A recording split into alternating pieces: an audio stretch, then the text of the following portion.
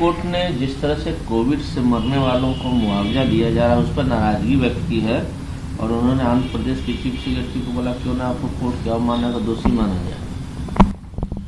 अब आंध्र प्रदेश वालों ने कोताही किया होगा मुआवजा देने में। एक तो नीति बन गई थी कि हाँ साहब मुआवजा देना है, और देश में जिन राज्यों में भी कोरोना से मौत हुई है उनके परिजनों को मुआवजा देना है। और ये सिर्फ आंध्र प्रदेश का ही मामला नहीं है, हर जगह ये झंझट हो रहा है। एक तो सरकार ने ही झंझट क्रिएट किया, अस्पतालों में जगह नहीं थी, घर में जो लोग मर गए कोरोना से मर गए, लेकिन उनका कोई रिकॉर्ड नहीं है कि कोरोना से मरे हैं। अब सरकार ये कह रही है कि नहीं साहब उनके पास तो अस्पताल में जो लोग मरे हैं उन्हीं की लिस्ट है और उसी आधार पर देंगे। तो बाकी लोग जिनके बारे में बिल्कुल स्पष्ट हो गई है कि पूरे देश में हर प्रांत ने, हर प्रोविंस ने आंकड़े को छुपाया है, लीपापोती किया है। बाकी लोगों का क्या होगा? लेकिन कम से कम जो अस्पताल में भी मरे हैं उनको भी अभी तक सब लोगों को मुआवजा नहीं मिल पाया है। अब सुप्रीम कोर्ट ने सख्त रुख अख्तियार किया है, देखिए इसका क्या प्रभाव पड़ता है। योगी आदित्यनाथ कहते हैं कि समाजवादी पार्टी ने क्रिमिनलों को टिकट दिया है, चाहे वो कैराना के हो, बुलंदशहर के हो, चाहे कहीं के हो। ये दिखलाता है उनका मेंटेलिटी। अरे अभी तो क्या नाम है वो अजय मिश्रा टेनी जो राज्य मंत्री गृह बने हुए हैं, जिनके ऊपर सुप्रीम कोर्ट ने जो एसटीए बनाया उसने ये कहा है कि साजिश के तहत जो है किसानों के ऊपर गाड़ी चढ़ाई गई है, उन पर गोली दागी गई है। ये प्रमाणित हो चुका है।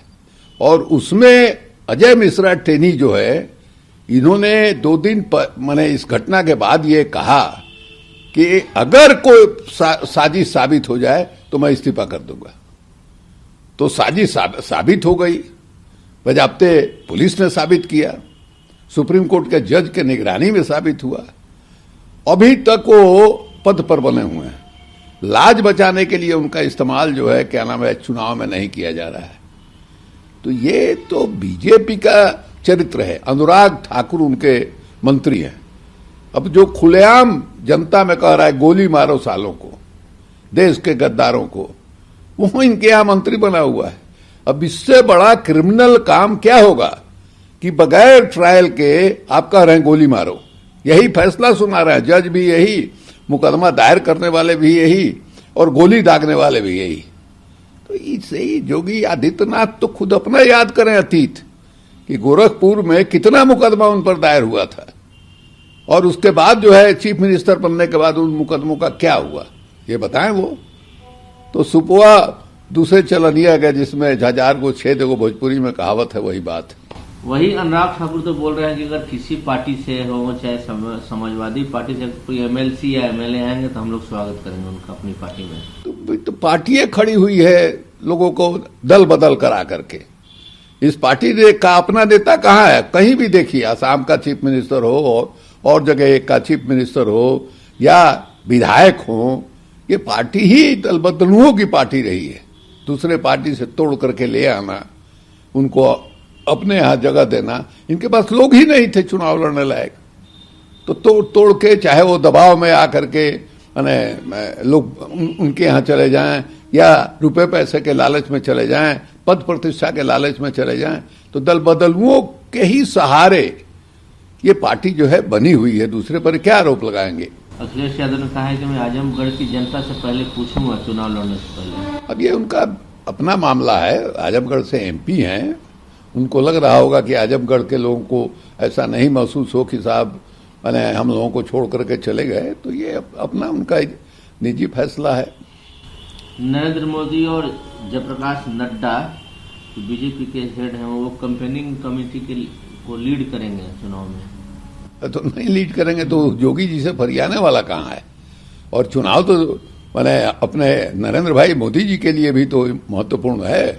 सब लोग मान रहे हैं कि 2024 का जो लोकसभा चुनाव होगा उसके लिए सेमीफाइनल है उत्तर प्रदेश का चुनाव। तब वो कैंपेन नहीं लीड करेंगे तो कौन लीड करेगा? फरियाने वाला तो है नहीं योगी आदित्यनाथ से। उनके खिलाफ तो जो भयानक गुस्सा है जिसका कोई ठिकाना नहीं है। ये तौकीर रजा ने कहा कि बाटला हाउस का जो इनकाउंटर हुआ था उसमें वो टेररिस्ट उन्होंने शहीद का दर्जा दे दिया है।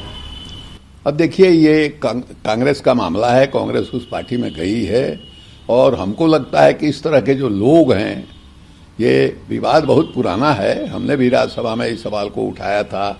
मुसलमानों के एक तबके में संदेह बना रहा कि साहब ये जो अटला हाउस में जो लोग मारे गए हैं वो माने फेक इनकाउंटर था ये लोगों का। लेकिन उसके बाद जो है फैसला हो गया, कोर्ट से भी साबित हो गया कि नहीं साहब वो माने इनकाउंटर नहीं था, जेन्युइन इनकाउंटर था। अब उसके बारे में फिर से उसको छेड़ना हमको नहीं लगता है कि ये बुद्धिमानी है। इससे कोई फायदा मिलने के बदले जो है समाज को नुकसान ही होता है। राहुल गांधी कहते हैं कि उनको कहीं डर है कि नरेंद्र मोदी उस पुल का उद्घाटन करने नहीं चले जाए जो चाइना इलीगल ढंग से बना। ठीक कहा है राहुल गांधी ने। देखिए 56 इंच का सीना जो है इनका, वो 36 इंच का भी नहीं निकला। अभी पंजाब में हम लोगों ने देखा, आप याद कीजिए वो दिन जब ये झूला झूला रहे थे चीन के राष्ट्रपति प्रधानमंत्री जी को, ये वहां महाबलीपुरम के समुद्र किनारे जो है वो तमिलियन ड्रेस पहन के, और किस तरह से किस अंदाज में लग रहा था कि जैसे सिनेमा का शूटिंग हो रहा हो। और उसके बाद आज तक एक बयान जो उनका आया कि चीन न घुसा हुआ है न यहाँ घुसा रहेगा, इस तरह का जो बयान आया, उसके बाद कभी चीन का नाम इनके मुंह से नहीं निकला है। अभी जो विवाद पैदा हुआ अरुणाचल में हुआ कि वहां गांव बसा रहा है चीन, या मैंने लद्दाख वाला जो इलाका है, पैंगोंग का इलाका है, वहां के बारे में कहा जा रहा है कि पुल बना रहा है, सब कुछ कर रहा है, परमानेंट स्ट्रक्चर बना है। इनके मुंह से एक शब्द जो है नहीं निकला है। तो 56 इंच का जो है वो 36 इंच का भी नहीं निकला। संजय राउत कहते हैं कांग्रेस के लिए मिसफॉर्चुनेट है कि वो लोग हम लोग के साथ गोवा चुनाव में साथ में नहीं आ पाए। अब ये उन लोगों का आपस का मामला है, उसमें हम लोगों को क्या कहना है। लेकिन प्रफुल्ल पटेल तो बोल रहे हैं कि हम लोगों ने तो ऑफर किया था कांग्रेस को। लोग अब हमको नहीं जानकारी है, हम क्या बता सकते हैं। चरणजीत सिंह चन्नी कहते हैं कि ईडी, इनकम टैक्स, सीबीआई का इस्तेमाल सेंट्रल गवर्नमेंट चुनाव में करती है, चाहे वो बंगाल हो चाहे पंजाब। तो बिल्कुल सही बात कह रहे हैं भाई। अभी बंगाल का चुनाव हो रहा था तो ममता जी का जो भतीजा है अभिषेक, उसके पत्नी को बुलाया, उसके साथ घंटों पूछताछ किया। अब चुनाव खत्म हो गया, वो क्या मामला था, उस मामले का क्या हुआ, आज तक जो है कोई जानकारी नहीं मिल पाई। अभी जो है मैंने उत्तर प्रदेश में अखिलेश के कोई नजदीकी व्यापारी हैं, उनके यहाँ छापा पड़ा। तो ये मैंने भारतीय जनता पार्टी की और खास करके नरेंद्र मोदी जी के राजनीति का ये हिस्सा है कि लोगों को टेरराइज करके, मैंने लोगों को आतंकित करके, डर पैदा करके अपने साथ जो है जुड़े रहे। ये लोकतंत्र विरोधी जो मानसिकता है उनकी, उसी का परिचय ये देता है। कांग्रेस बिना किसी फेस के पंजाब में चुनाव लड़ेगी और कलेक्टिव लीडरशिप के अंडर वहां चुनाव लड़ेगी। तो इसमें क्या हर्जा है, हमेशा तो सिर्फ नाम तय करके ही नहीं होता है। मनमोहन सिंह प्रधानमंत्री बन गए, कौन जानता था कि बनेंगे। देवेगौड़ा बन गए, इंद्र कुमार गुजराल बन गए, इन लोगों का नाम तो कभी आया नहीं था। ये हरीश रावत कहते हैं कि कांग्रेस पार्टी भगवान की तरह है और भगवान के बहुत सारे भक्त होते हैं। अब यह जरूरी नहीं है कि सभी भक्त अच्छे हों। अब यह भगवान और भक्त पर निर्भर करता है कि वो भगवान को कैसे खुश करे। अब ये जो है, अब इस तरह का जो नजीर उदाहरण जो दिया जाता है, ये हमारे समझ के बाहर है। बिपिन रावत के छोटे भाई कर्नल विजय रावत बीजेपी ज्वाइन हैं। आश्चर्य की कोई बात नहीं है। बिपिन रावत जी को बनाया गया था जिस समय उनको मैंने ज्वाइंट फोर्स का सेनापति बनाया गया था, उसी समय ये विवाद उठा था कि फौज को पॉलिटिकलाइज कर रही है बीजेपी। कई लोगों को सुपरसीड करके, लांग करके उनको बनाया गया था।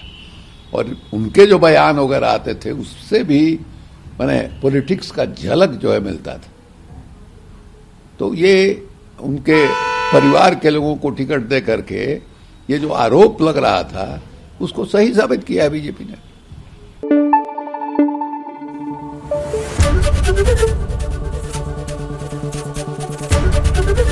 एबीपी न्यूज आपको रखे आगे।